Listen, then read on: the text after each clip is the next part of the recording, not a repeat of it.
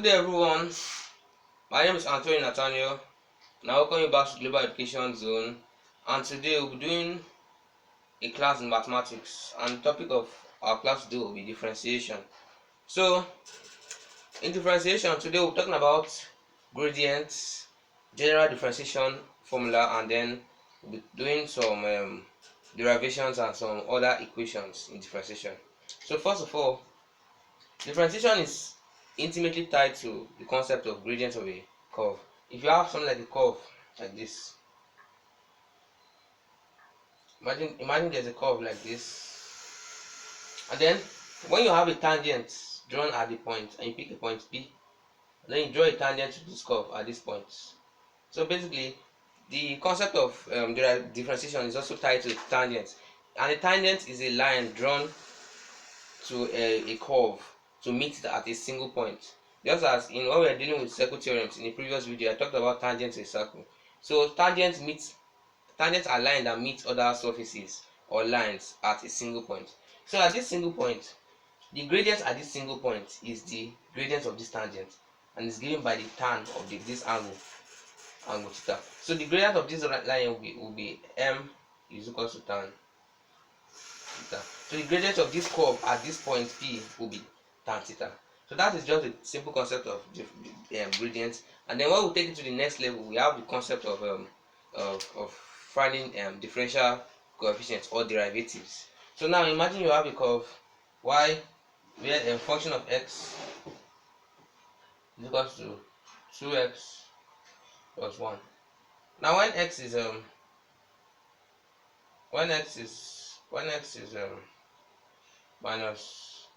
minus 2, minus 1, 0, 1, 2. I will pick a short range here. So when x is minus 2,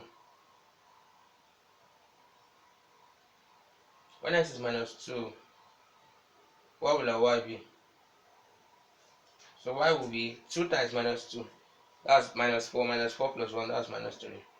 When x is minus 1, y will be 2 times minus 1, that's minus 2. Minus 2 plus 1, that's minus 1. When x is 0, y will be 1. When x is 1, y will be 3. When x is 3, when x is 2, y will be 5. So now if we trace this would be something like a line, no longer a curve now. So we'll get a line for this, and imagine we have our x-axis and y-axis. Now then we have something like this. We have minus 1, minus 2, 1. So I'm just sketching this curve. So now we have 2, we have 4, we have 6, we have minus 2, and minus 4. So if we sketch of minus 2, minus 3, that will be minus 2, minus 3. That will be this point here. Minus 1, minus 1 will be this point here. 0, 1 will be this point here. 0, 1.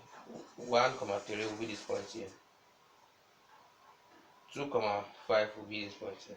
So this is just a sketch of how it look like. So you have your line passing through this. So now this line, for a particular value of x, you have a corresponding value of y. Then now when you are moving from a point, maybe you move from this point to this point in the line.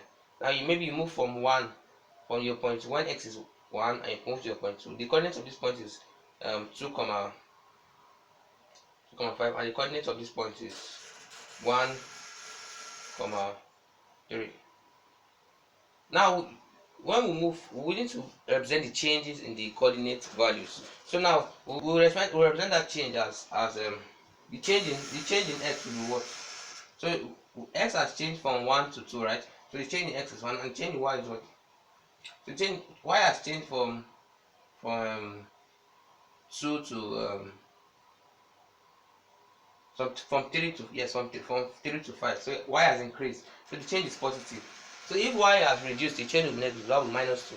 But since y has increased, it will be plus 2. So what I'm trying to say is yes, that this derivative, this gradient of this line, it is equals to y2 minus y1 over x2 minus x1, and that is still the same thing as change in y over changing x.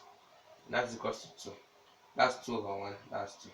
So now this is how the derivation of derivatives came to pass in mathematics. So then if you take this a step further, we'll have the general equation for differentiation and the rest. So we'll take this our change a step further and we apply it to a random curve.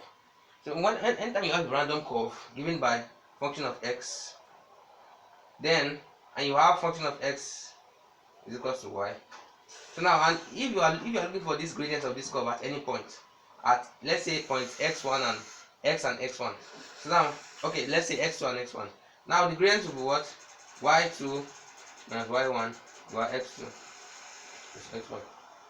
But this y2 is the function of x, and that's function of x. Now this y2 is function of x2 minus this y1 is function of x1 over x2 minus x1. Now this function of x2 is now at x2. Imagine this is x1 and this is x2, and then the distance between this x1 and x2 we call it as change in x, because it is the difference. Because from between 1 and 2, that's the change, right? The change is 1, so that's the change in x. Now that means this function of x2 will become function of x plus change in x. Let's just call it x1 plus change in x. Then minus function of x1 over x1 minus x1 is change in x. So now this expression is the general expression for derivation, and this is the general expression for derivative of a curve. So something like this is a formula. This is a formula used for calculating the derivative of a curve. But then if we take this a step further, let's take this step further too. Let's see if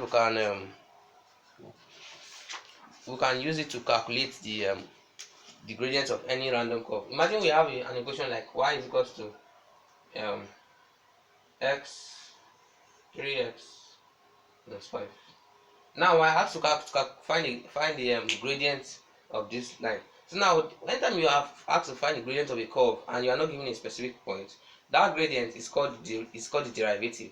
So and the derivative is the general equation of the gradient. So when you have your derivative of a curve, the only thing you need to do is substitute your values. Now you need to take into account the changes. Now assuming this is the state for the first point. Now then you have another second point. Maybe you have this is y1, then you have y2 equals to 3x 2 minus 5. Now from this y1 to y2 is what? y2 is the function of x, right? That's function of x2. It's equals to 3, and x2 is what? x2 is x plus the change in x. That change in x is the amount you need to increase x to get to the second value of x. That's called the change in x, minus 5. Now this function of x2 is this y2 is also y plus change in y, right? Because you have to change the y by a small amount to get to the second coordinate. Y plus change y is equals to 3, open your bracket, 3 times x, that's 3x, plus 3 times change in x, that's plus 3 change in x minus 5.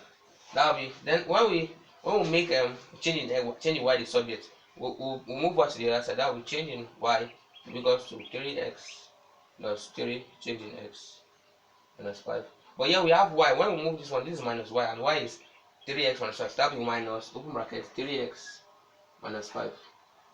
That will be 3x plus 3 change in x minus 5 minus 3x plus 5.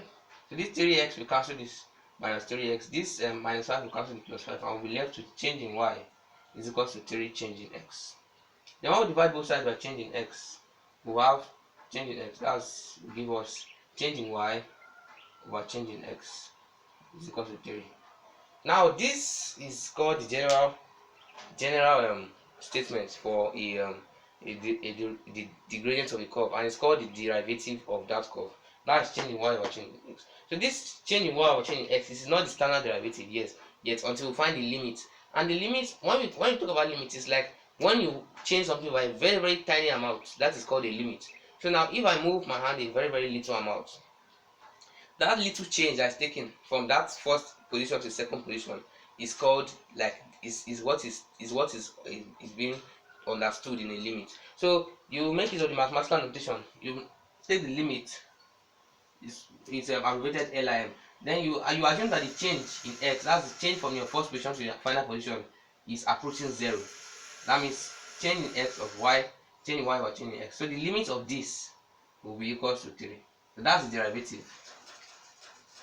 So now we'll go to there are several laws you need to understand about limits. Now the first one is that the limit of a constant. So let's go about that. The limit of a constant,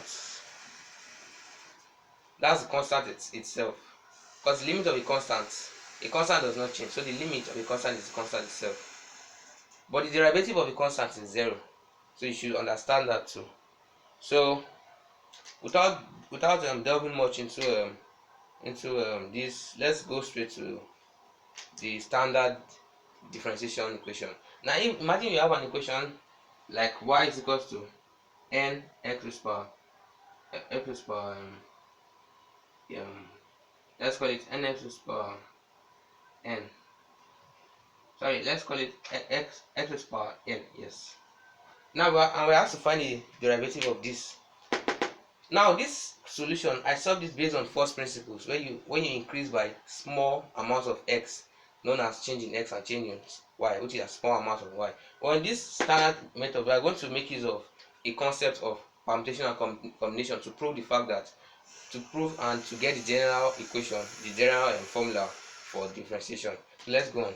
Now, when we want to calculate the derivative of this, we have y plus change in y. We have to increase y by a small amount, is equal to x plus change in x. So this x becomes x plus change in x, and we'll put the n. Now when you open this it turns into a combination, like permutation and combination formula used to explain this. So when we open the powers, this becomes x raised power n plus x raised power n minus 1. So as the powers of x is reducing, when the power of x reduces by 1, the power of change in x will increase by 1. That will be change in x raised power 1. Then we also have something else, which is nc1, and that nc1, that would basically be n. Yes. So let me cross check that. Yes, that will be n minus 1 times n. So then when we move to the second power, when we move on with plus, so this value will keep going on until the power of x becomes 0.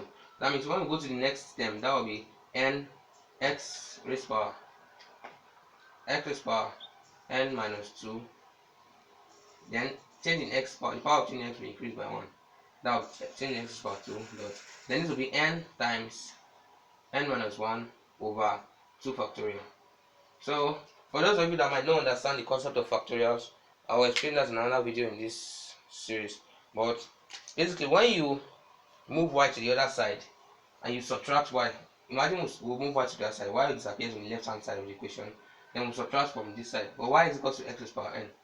When we subtract x raised power n, x power n cancels x raised power n, so we are left to change in y is equal to, and note that this thing continues, so I have ellipses there, it continues. So change in y become x raised power n minus 1, change in x raised power 1, that's change in x raised power 1 is still change in x, times n plus x raised power n minus 2, change in x raised power 2, times n open bracket n minus 1 over 2 factorial. Now it goes on and on. When we divide through by change in x, we divide through by change in x, so this becomes, on the denominator we have change in x times, we have change in x multiplied by 2 factorial. Now this expression, change in x will be cancelled in this first one, but change in x will still remain in the second one. Now when we take the limits and assume that change in x will approach 0, so note here, anything when we take the limit of this change in y over change in x, so note that everything that has a change in x in the right hand of the equation will become 0, because the reason is that anything multiplied by 0 is 0. So that means anything that has change in x, once change in x becomes 0, change in x becomes like a contaminant that contaminates any term in the right hand side of the equations, and everything containing change in x cancels out to 0. So that means all of the infinite terms in that equation which we don't know will automatically become 0. And we are left with what? The first one. And the first one is equal to what? N x raised to power n minus 1. So now n minus 1. So now this is the, and this term limit, the limit of when chaining x approaches 0 of chaining y over chaining x, that's called derivative of y with respect to x, dy dx, and that is n x raised to power n minus 1.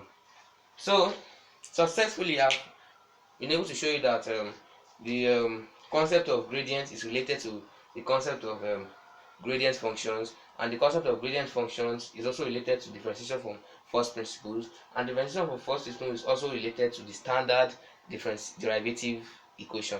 So thanks for watching, and in the next video we'll be doing more calculations in differentiation.